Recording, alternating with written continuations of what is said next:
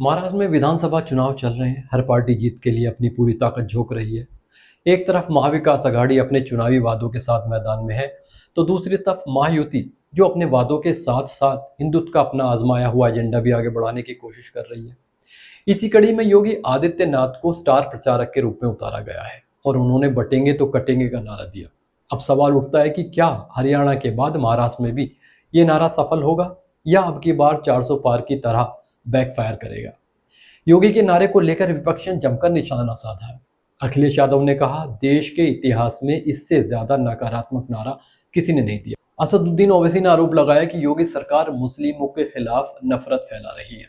इस नारे को लेकर शिवसेना ठाकरे गुट के सांसद संजय राउत ने कहा, महाराष्ट्र छत्रपति शिवाजी, शाहू जी और फूले की धरती है, यहाँ ना कोई बटेगा ना कटेगा।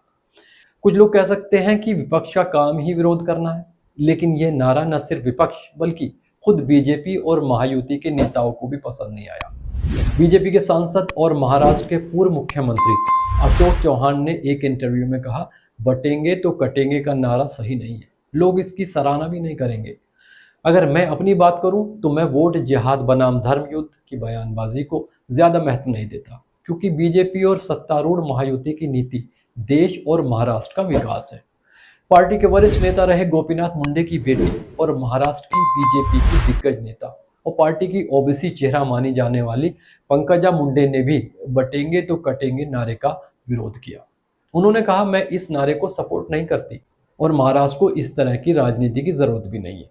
सच कहे तो मेरी सियासत अलग है, मैं सिर्फ इसलिए इसका समर्थन नहीं करूंगी कि मैं उसी पार्टी से हूँ। मेरा मानना है कि हमें विकास पर काम करना चाहिए और उसी मुद्दे पर चुनाव लड़ना चाहिए। हमें महाराष्ट्र में ऐसा कोई विषय लाने की आवश्यकता ही नहीं है। महाराष्ट्र के उप मुख्यमंत्री अजित पवार ने कहा, महाराष्ट्र ने कभी भी सांप्रदायिक विभाजन को स्वीकार नहीं किया है। यूपी, बिहार और मध्य प्रदेश में लोगों की सोच अलग है, लेकिन ऐसे बयान महाराष्ट्र में नहीं चलते। मेरी राय में महाराष्ट्र में ऐसे शब्दों का इस्तेमाल कोई मायने नहीं रखता, क्योंकि महाराष्ट्र के लोगों ने छत्रपति शाहू महाराज, ज्योतिबा फुले और बाबा साहब अम्बेडकर की धर्मनिरपेक्ष विचारधारा का पालन किया है।